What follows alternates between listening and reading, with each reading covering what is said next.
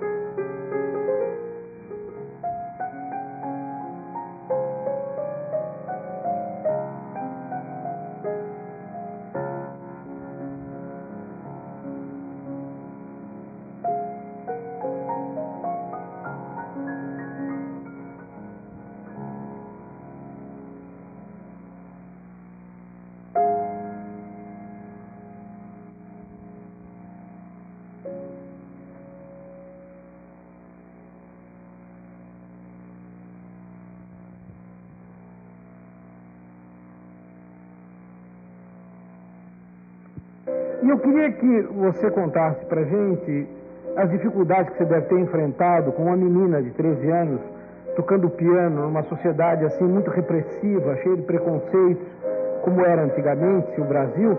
Se você realmente sofreu isso dos seus familiares, dos seus pais, ou foi uma coisa assim natural, que se viu de repente sozinha em Paris com 13 anos de idade? Podia contar um pouquinho pra gente essa experiência?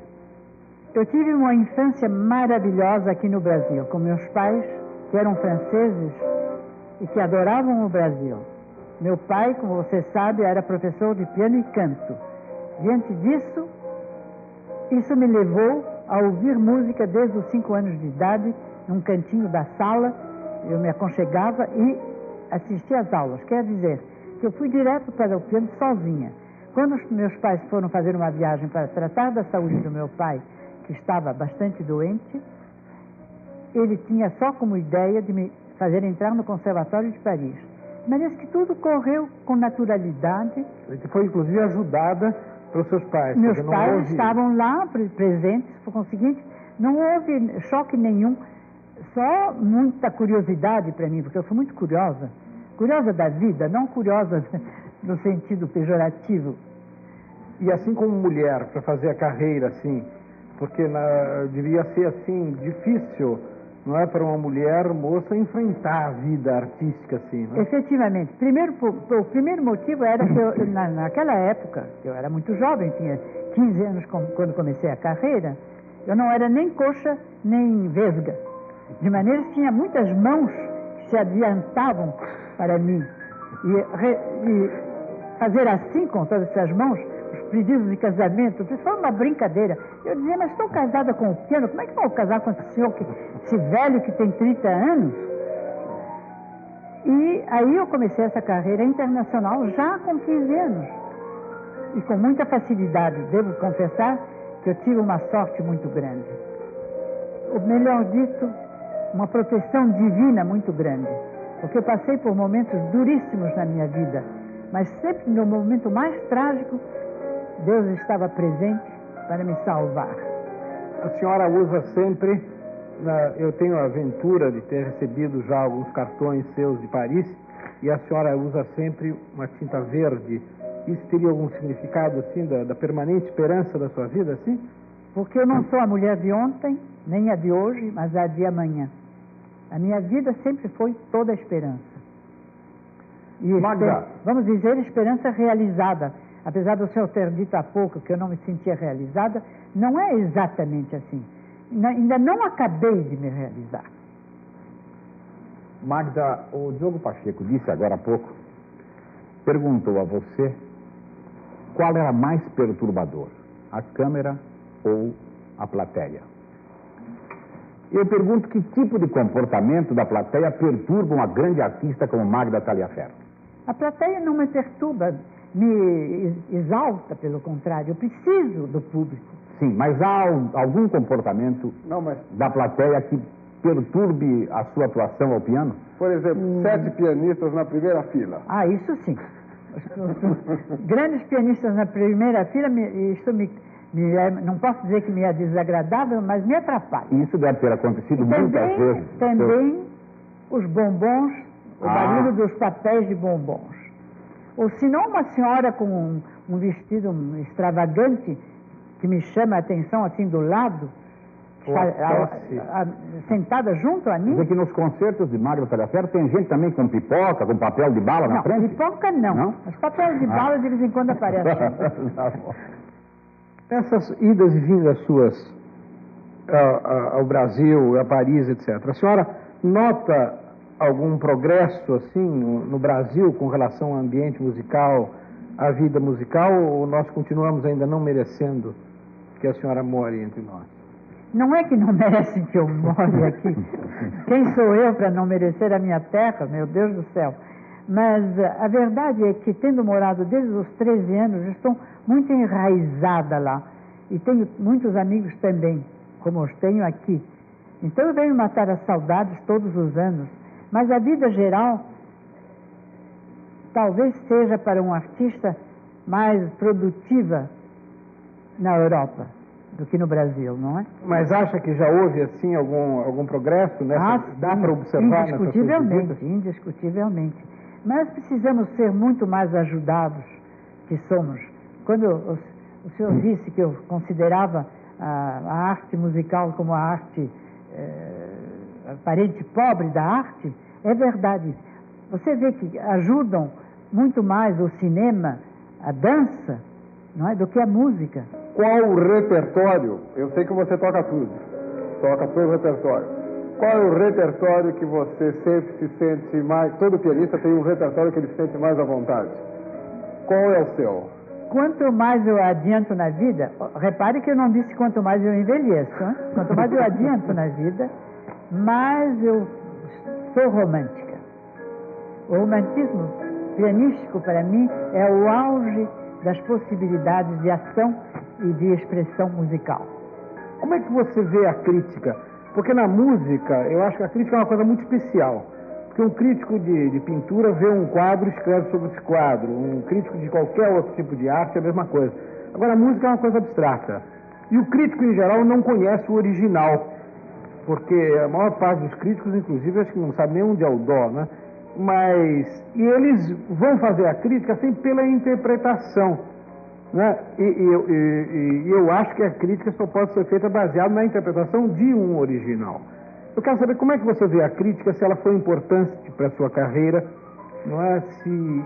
Você acha que ela ajuda a empurrar ou entravar? Como é que você vê a crítica? Eu sou como todos os artistas, tenho meus dias melhores e menos bons. E nunca precisei de um crítico para me assinalar o dia que eu não estava 100% ou 110%. O artista sabe muito bem quando foi ótimo ou mais ou menos, não é? Por conseguinte, nunca tomou uma grande parte na minha vida a crítica. Todavia, certos críticos, com certos, por exemplo, o Schoenberg, naturalmente, que me chamou pela sua crítica, me chamou aos Estados Unidos, isto me impressionou muito. E tem um crítico francês que se chama Clarendon, que é crítico do Figaro, quando escreveu um dia, como cabeçalho do seu artigo, que eu era une marchande de bonheur. Isso me encheu de felicidade, está claro. Mas eu nunca fiquei muito presa ao que os críticos escrevem sobre mim. Aliás, para mim, como eu disse agora há pouco, como eu sou a mulher de amanhã, acabei de ler um artigo que acabou, o concerto passou, já vou para amanhã. E agora desculpa, isso que ela acabou dizendo, eu sugeri uma outra pergunta. Quando você dá um concerto, o que seria então mais gratificante? Vamos eliminar então a crítica que vem depois. O momento da sua criação musical ou a coroação disso através do aplauso do público? O sentimento que eu atingi os corações sensíveis no público. Esse que é o meu objetivo. Tocando, eu procuro levar o que eu tenho de melhor em mim ao público. E é isso que me faz bem. A mensagem foi transmitida, né? Pois é.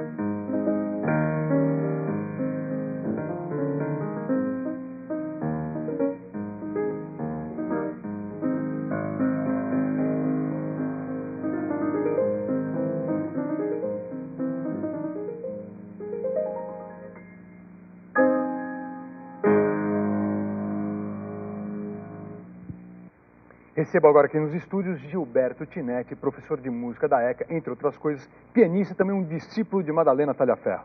Seja bem-vindo ao nosso programa. Obrigado. Qual foi a importância de Alfred Cortot na carreira dela? Total. Porque ela sempre teve uma devoção para ele, incrível, e mesmo nas entrevistas. Pois é. E ela tem um livro de memórias chamado Quase Tudo, né?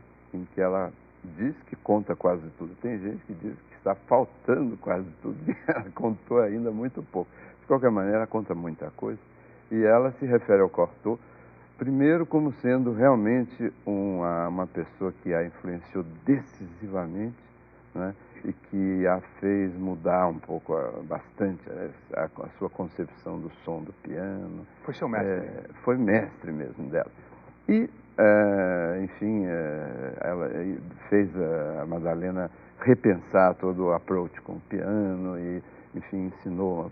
Agora, Cortot, a grande característica que ele tinha e que Madalena herdou plenamente era o cultivo da sonoridade, entendeu? Eu cheguei a conhecer, eu cheguei a tocar para o Cortot.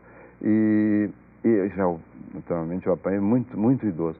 Mas ele tinha uma sonoridade especialíssima. Quando ele encostava um dedo no teclado do piano, saía um som assim que você nem dá para definir.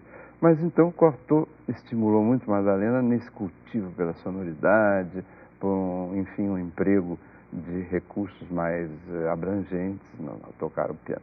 Agora, tem também um lado interessante, que ela diz que o Cortot foi tremendamente apaixonado por ela. Né? E ela diz que não correspondeu, porque afinal ela era amiga da mulher do Cortot, etc, mas que ele se apaixonou por ela. Isso ela não contou no quase... Esse é o quase tudo. Essa o que parte está faltando. Ela conviveu, ela teve o privilégio de conviver então com a nata intelectual francesa ali na época. Sem dúvida, com Ravel, período... com Proust, com Fauré, com todo mundo. Exatamente, e num período muito especial, porque ela foi para Paris menina, no começo do século, e pegou, veja você, os anos, naturalmente teve a Primeira Guerra, mas pegou os anos 20, que foram maravilhosos na França. Cidade Luz ali. O apogeu de Paris, os anos 20, e depois os anos loucos, no final dos anos 20, no começo dos anos 30, e depois, naturalmente, nos anos da guerra, ela ficou aqui, e depois voltou para lá. Então, quando ela voltou, já no final dos anos 40, chegando a perto de 50, então ela se dividia, ela passava muitos meses em Paris, ela tinha um apartamento lá, e depois passava sempre uns 3 meses aqui no Brasil, porque aí ela já tinha formado a escola, né? Mas aquilo que você disse sobre a convivência de Madalena com essas grandes personalidades do mundo da arte, da cultura, nesse período maravilhoso, foi realmente um fato. E ela também era considerada por eles um grande pianista. Sem Na dúvida. França ela sempre foi considerada um grande talento. Sem dúvida. Né? E você sempre foi considerado um grande talento, sem dúvida. Mas não era uma personalidade que fosse aceita assim de imediato, com imensa facilidade. Era uma personalidade que se discutia muito. Uns adoravam e outros colocavam algumas restrições. A personalidade, não a música que ela fazia. Não, mesmo como pianista, havia pessoas que não gostavam e tudo, mas isso você sabe, né? Nas apreciações a coisa é um pouco assim. Mas ela, é claro, a grande maioria das pessoas, do público, era muito estimada pelo público francês, dava constantemente. Na época que eu vivi na França, estudando com ela, ela se apresentava em público e tinha sempre aquele fã-clube assim, bastante significativo. Gilberto, nós vamos acompanhar um pouquinho mais de Madalena, daqui a pouquinho eu volto aqui com o Gilberto. Ótimo.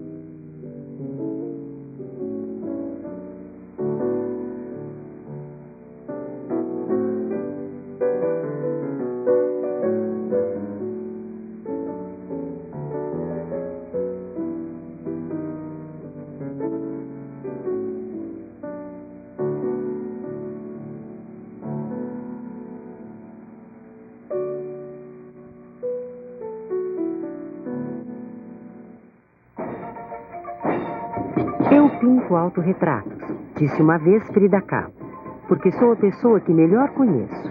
Eu pinto minha própria realidade.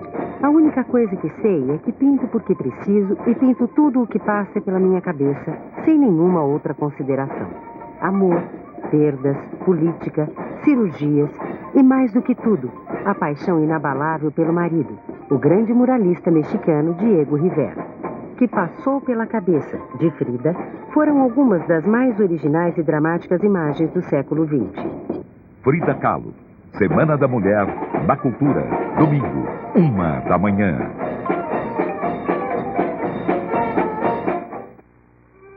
Carmen Miranda, cantora. Tomie Otaki, pintora. Clarice Lispector, escritora.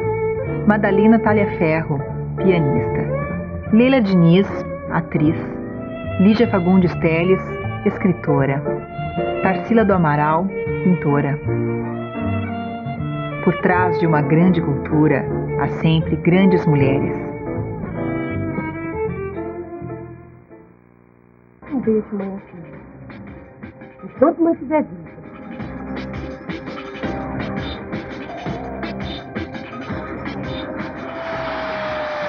Papel da mulher no cinema brasileiro. Zoom na Semana da Mulher, hoje.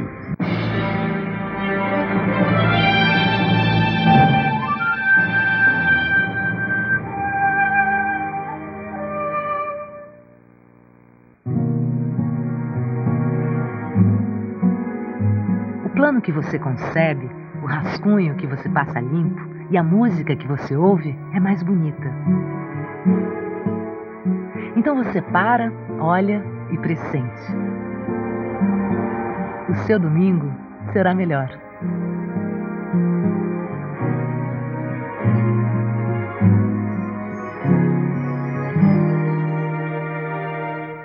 Eu recebi uma missão. Essa missão é toda sentimento, é todo amor. Assim, Madalena Talhaferro resumia sua devoção e entrega diante do piano. Uma entrega que o músico Flávio Varani, um dos seus muitos alunos, definia como uma espécie de cristal de rocha. Como um cristal, a pianista, que morreu em 1986, tinha muitos coloridos e muitas facetas. Um lado frágil e o lado que corta e penetra. Lados que podem ser conferidos assim que Madalena Talhaferro toca. E como toca.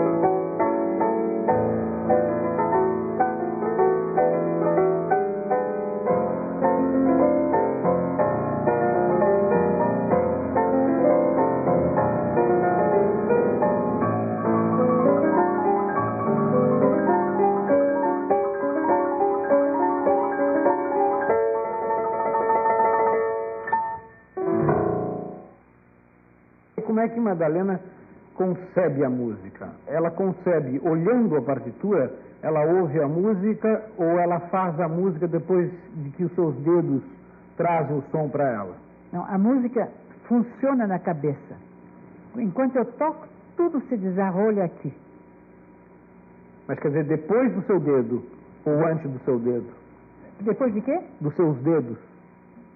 Ao mesmo tempo. Ao mesmo tempo. Sobretudo, a sonoridade, são os sons que me enaltecem quando eu toco. Mas eu ouço muito a sonoridade, não é? Ouço muito a música em si. A minha pergunta era exatamente essa. Eu queria saber se Madalena, olhando, ela imagina um som e esse som vai para o dedo dela. Ou se depois que o dedo cai é que esse som vem e que a música é feita. Eu creio que é simultâneo, não é? Madalena, já teve alguma vez pânico no palco por causa de uma má orquestra ou barulho, alguma coisa? Aconteceu algum incidente no palco consigo, na sua carreira?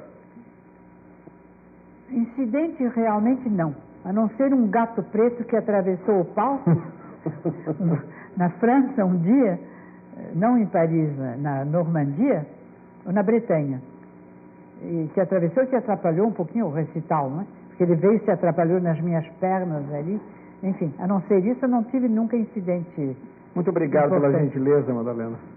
Que na minha estreia eu estava tão nervoso que eu pulei 2 ou 3 compassos e a senhora depois foi ao camarim dizer: meu filho, isso acontece.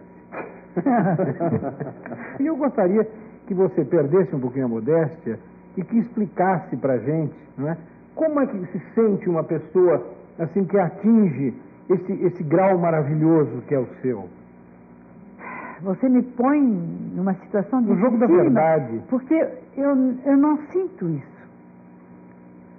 Por mais que eu faça, quando eu recebo condecorações as mais altas, ou seja o que for, 2 dias depois esqueci.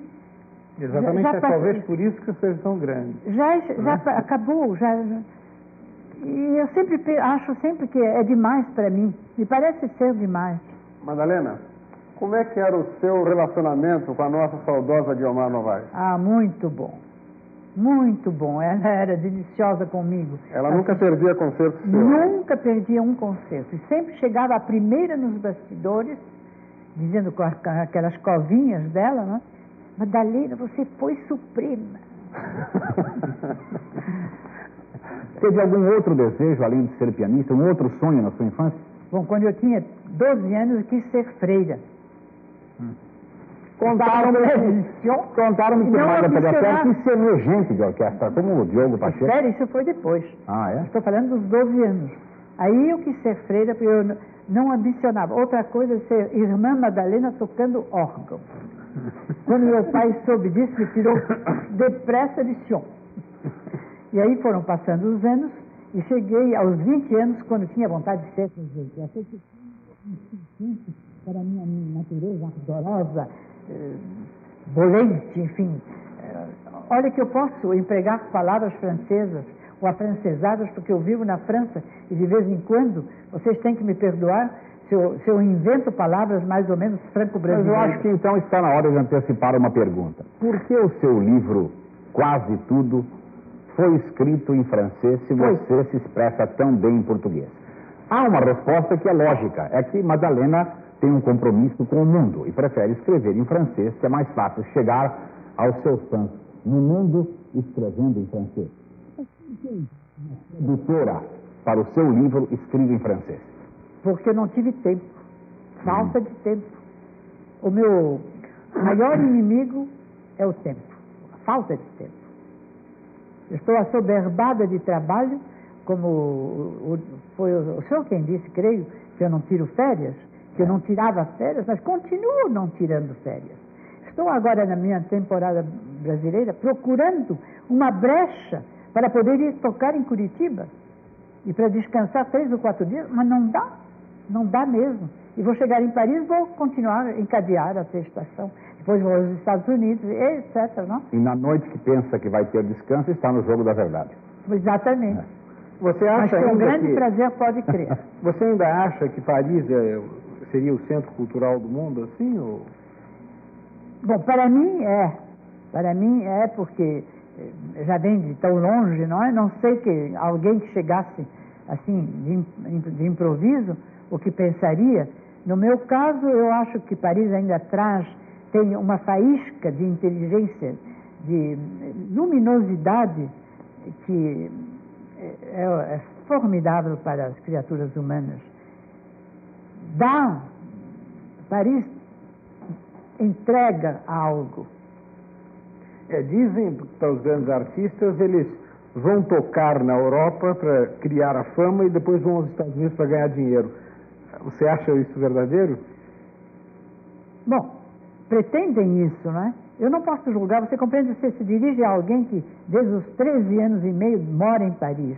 Então, o seu ponto de vista é diferente dos que vêm de fora, assim, para tocar. E a Madalena resistiu a diversos acenos para ir ganhar dinheiro nos Estados Unidos, não foi, Madalena? Durante 39 anos. Sou teimosa, vai dizer que sou teimosa, sou mesmo. Quantas horas a Madalena estuda por dia? Quando eu estou em período de sossego, quer dizer que não estou viajando, no mínimo 3 horas, todas as manhãs. Eu sou da manhã para o estudo. Esses rubatos fantásticos, eu me lembro, por exemplo, da dificuldade que eu temia a primeira vez que eu regi uma Rachmaninoff, né? E eu tinha muito medo, confesso agora, nesse jogo da verdade, dos seus rubatos, né? Que é esse balanço do piano, que a gente está acostumado a ver as pessoas tocarem muito quadradinho, né? Mas, de repente, eu percebia que era levado, assim, automaticamente pelo seu balanço. Você me transportava para a sua música, assim, era uma sensação maravilhosa. Você me perguntou por que seria que os jovens, hoje em dia, se preocupam tanto com a técnica. Eles não têm outra ideia que a performance, como diz o inglês, da técnica. E fatalmente querendo superar o outro, o colega, tecnicamente, a música vai ficando atrás. Estudar 8, 10 horas, bater uma música, como se diz, agora, você pode não ter inspiração, acabou a inspiração. Uma vez, eu não me lembro se foi o Pierre Montet ou Charles Monte, que fazia um concerto nos Estados Unidos com o Isaac Stern, que tocava o concerto Tchaikovsky, violino e orquestra, e eles não fizeram nenhum ensaio, né? Então eu fiquei preocupadíssimo e perguntei ao regente, né? Como é que poderia fazer esse concerto assim sem ensaio? Ele deu até uma resposta muito engraçada. Ele tinha um solista maravilhoso, uma orquestra extraordinária, um regente excelente, não tem que fazer ensaio nenhum, né? E aí eu fiz uma outra pergunta. Qual seria o procedimento correto, né, de um regente diante de um solista, né? E ele me disse o seguinte: quando o regente é melhor que o solista acompanha o regente. Quando o solista é melhor que o regente acompanha o solista. Quando os dois são bons, eles discutem. Qual seria a sua versão, a sua experiência tocando com vários regentes de vários tipos de talento? Eu tenho uma experiência muito interessante, foi o Furtwängler. Quando eu toquei com Furtwängler no ensaio, eu toquei Schumann justamente com ele. E no ensaio, depois do ensaio, ele me disse: vocês na França, porque eu vinha da França, tocam este concerto, a primeira parte sobretudo, mais depressa que nós na Alemanha. Você sabe que os andamentos alemães são mais vagarosos, não é? Furtwängler, eu era ainda muito jovem e disse logo a ele: mas meu mestre, se o senhor acha que está depressa demais, eu toco mais devagar, não me incomoda em absoluto. Estou aqui para segui-la, por favor. Palavra de um grande homem, não? Tá certo. Um medíocre não teria respondido isso. Je suis là pour vous suivre.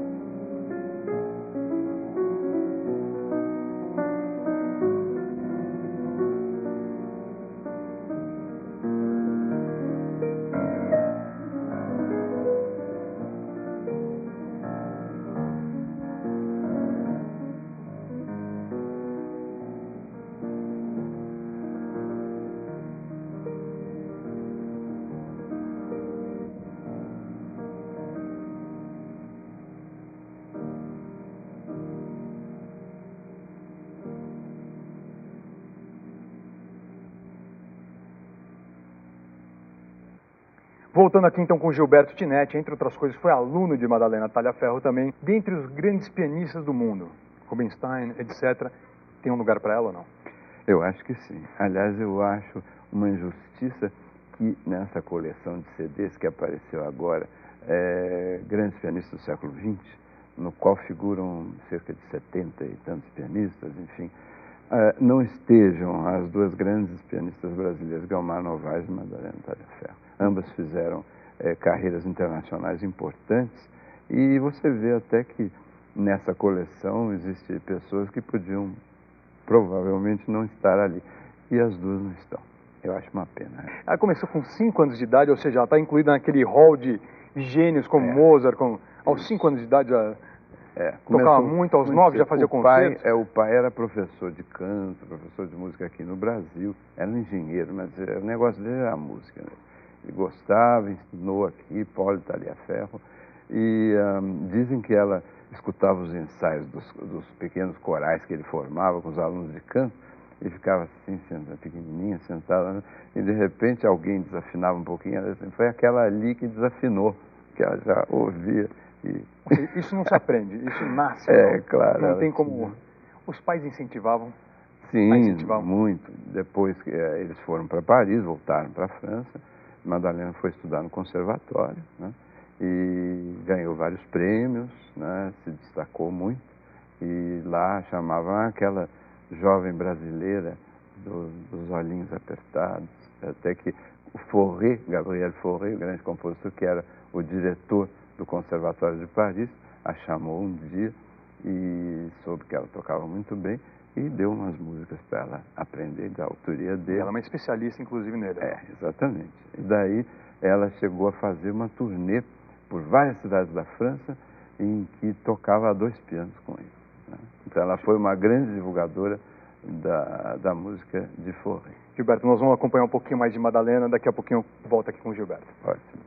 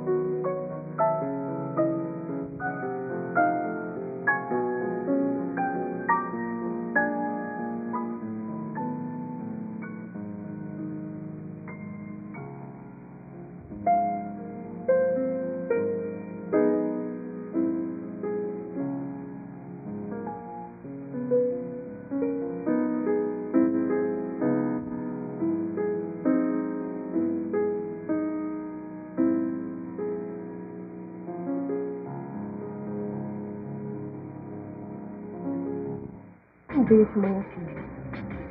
Enquanto mãe estiver viva.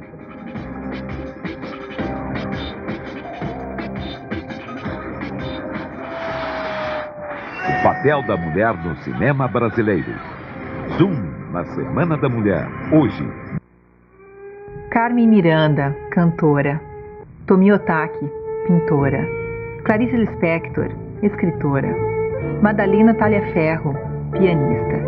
Leila Diniz, atriz. Lígia Fagundes Telles, escritora.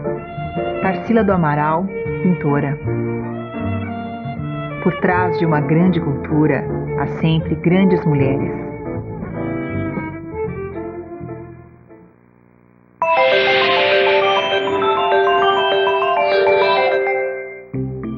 Agenda da Gestante. O Ministério da Saúde distribui de graça no país inteiro. É só você pedir a sua no posto de saúde.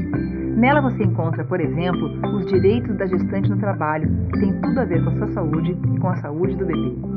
Na cartilha diz que a gestante, sempre que for às consultas de pré-natal ou fizer algum exame, deve solicitar no posto de saúde uma declaração de comparecimento. Apresentando essa declaração à sua chefia, você terá sua falta justificada no trabalho. Você tem o direito de mudar de função ou setor do seu trabalho se a sua tarefa puder causar problemas para a sua saúde ou para a saúde do bebê. Para isso, apresente à gerência um atestado médico provando que você precisa mudar de função. Gestante tem preferência em fila de banco, supermercado, assento em ônibus e metrô.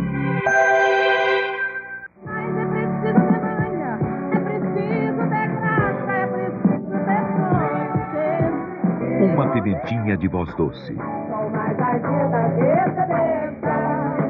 Forte, marcante, única.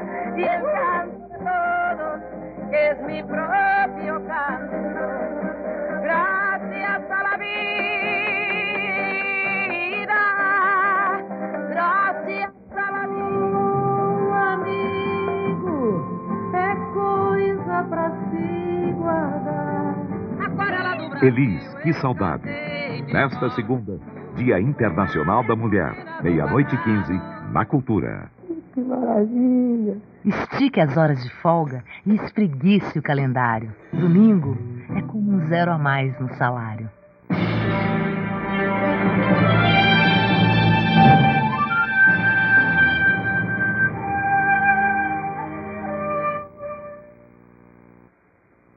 Madalena Talhaferro conviveu e foi aceita por parte da vanguarda europeia da primeira metade do século. Esteve lado a lado de músicos de primeiro time como Gabriel Fauré, Ravel e Stokowski.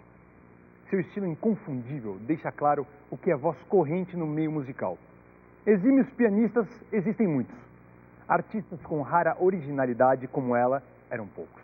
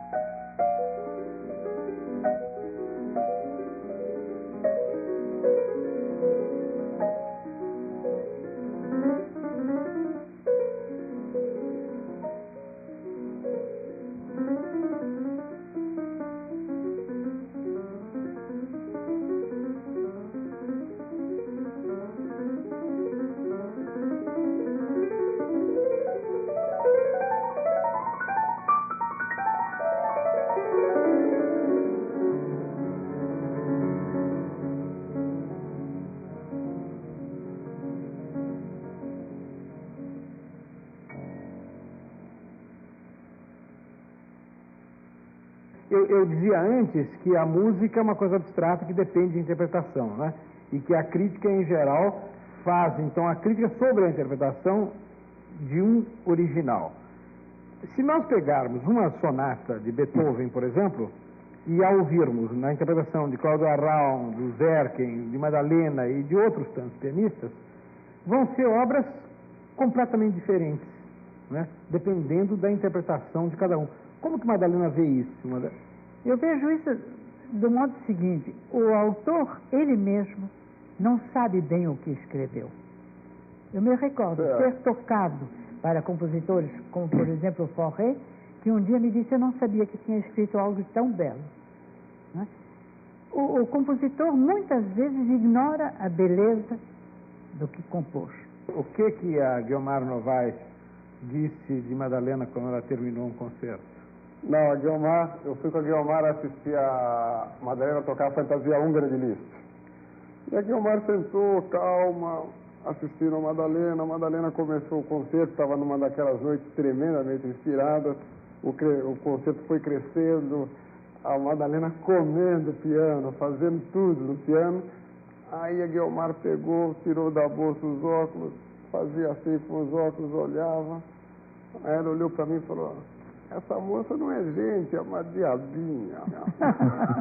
O Rubinstein significou para arte pianística, eu acho que não existe diferença entre o homem e a mulher tocar piano. Mas eu sempre digo que o Rubinstein significou para os homens, você significou para as mulheres, porque o tocar de vocês dois tem muito em comum. E parece que, num dos encontros seus com o Rubinstein, parece que ele fez qualquer referência a isso, certo? Bom, ele fez duas referências. A primeira, antes de ser casado e há muito tempo, nos encontramos em Madrid e ele dava recitais e eu também, não ao mesmo tempo, está claro. E dançamos, ele me convidou para jantar no Ritz, onde se dançava. E ao dançar ele me diz: mas eu me admiro de não ter ficado apaixonado por você. Por que será? Ah, já sei.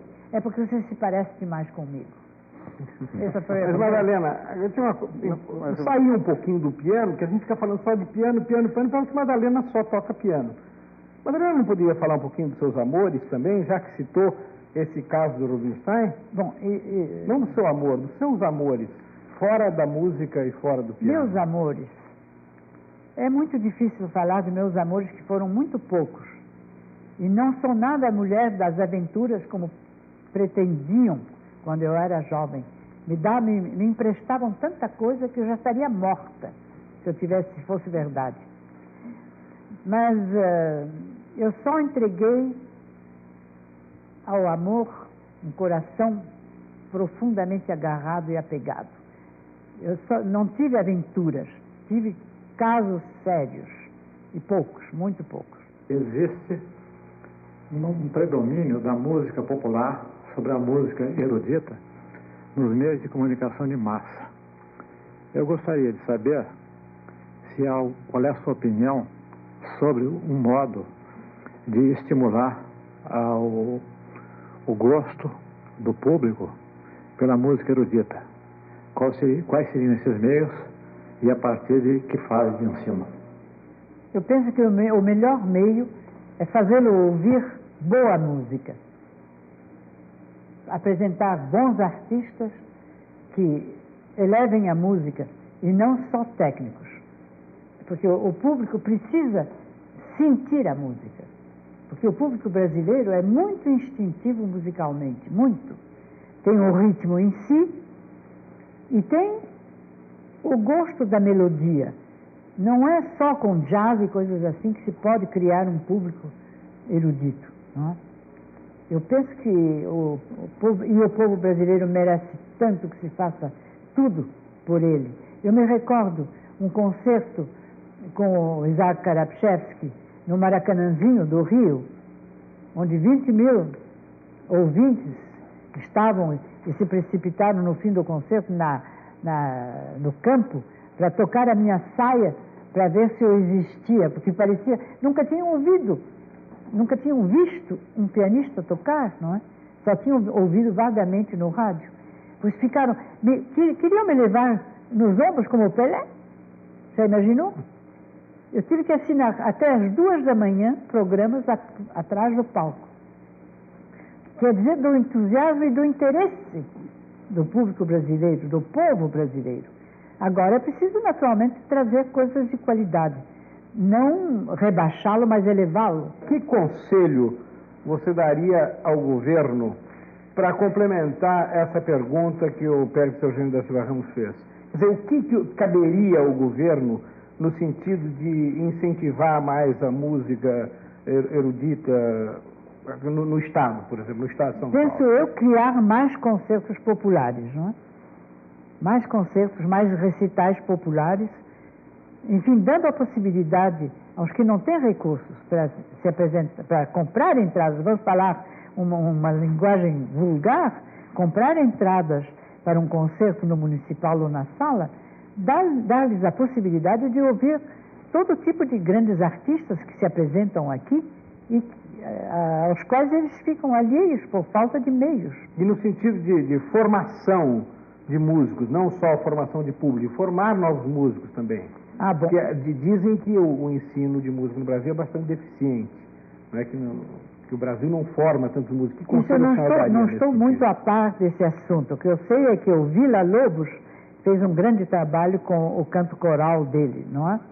Isso foi uma coisa que não sei se foi continuado. Foi continuado? Agora temos um movimento coral também naquela base do Villa-Lobos. Ah, bom. Mas uma reformulação de uma pergunta do Diogo. O Diogo perguntou sobre os seus amores. Agora eu lhe pergunto, a senhora foi muito amada? Muito. Muitíssimo. Para conte um pouquinho das suas comendas. Eu vejo que há várias comendas aí. Suas são todas da França? Não. Tem, a primeira é Comendador da Legião de Honra. A segunda, Grand Cruz da Ordem Nacional do Mérito Francês. O terceiro, Artes e Letras da França. A quarta, o Mérito Brasileiro. E agora, a última é da Tunísia, Nisham Iftikhar. Você acha que se deve conservar essa tradição do tipo de espetáculo, quando você se apresenta de vestido longo, com aquele seu decote, você entrando, assim, bem afastado de um público, assim, há pouco você se referiu à bala, ao barulhinho da bala. Quer dizer, você acha que deve ser apresentado ainda do jeito da tradição ou deve ser modernizada também essa forma de apresentação? Eu creio que se deve conservar. Também. Deve conservar porque há uma dignidade na apresentação do artista. E lamento muito que o público já não se vista para os concertos noturnos como se vestia outrora e que venha assim em jean ou de macacão quase, não é? Isso também na França, eu creio, porque, por exemplo, na Inglaterra, em Londres, em Nova York... Infelizmente em toda parte. Mas eu lamento isso. Não é que eu seja conservadora ao ponto de querer que só se faça o que se fazia outrora, mas me parece que é o teatro seria um templo. Perde um pouco. Não vamos entrar na religião. É como para a religião, não é? Eu mal admito um padre sem ser de batina, não? Eu não posso me confessar a um padre que não tenha batina. Não posso. Diga uma coisa, Madalena, nunca foi dona de casa? Assim, de cozinhar assim para os amigos? De vez em quando me dá na veia. De vez em quando. Faço os meus pratinhos. E qual seria a sua especialidade? A minha especialidade, uma coisa como você nunca comeu, são ovos mexidos a meu modo. Ovos mexidos, que é uma coisa fantástica. É um convite? Convite. Ovos mexidos a Talhaferro. A Talhaferro. Voltando aqui então com Gilberto Tinetti, entre outras coisas, foi aluno de Madalena Talhaferro também, como pianista. Um grande pianista, ele precisa o quê? De talento ou de estudo ou de ambos? E no caso dela, quantos por cento era de talento, quanto foi de estudo mesmo, de trabalho ali? Olha, ela foi uma pessoa que sempre trabalhou muito, né? Especialmente nos anos em que ela era mais jovem e tudo mais, depois com a idade menos, é claro. Mas ela tinha uma personalidade muito especial, né? Era uma pessoa de um temperamento assim, de uma vivacidade. Bastava você conversar 2 minutos com ela, o olhar dela tinha assim um olhar de fogo, assim, que refletia nos cabelos até também na cor. É claro, né? Mas dizem que ela era ruiva mesmo. Quando mocinha, a tonalidade original do cabelo dela era ruivo. Agora, depois, aí passou a ser um ruivo cenoura, que ela que imaginou e fez questão de manter até morrer aquela cor de cabelo. Ela se dizia uma mulher do amanhã. Ela fala, não sou uma mulher do presente nem do passado, sou uma mulher do amanhã. Ela era meio visionária também, musicalmente falando? Ela tinha sempre esse interesse pelo que vai acontecer no futuro e está sempre voltada para as grandes possibilidades, né, do ser humano, do artista, para o futuro, é verdade. Sim. Que a mesma paixão que ela punha ali ao tocar, ela passava no ensino também. Ela tinha muita vontade de ensinar sem também. Sem dúvida. Ela era uma grande apaixonada pela música e pelo ensino, que ela queria comunicar aquilo que ela sabia, e ela sabia fazer isso muito bem. Teve gerações de alunos. Ela sempre fez muita questão de incutir isso, inculcar isso em nós alunos, e que a gente tivesse muito respeito pelo texto e que conhecesse bem os diferentes estilos, né?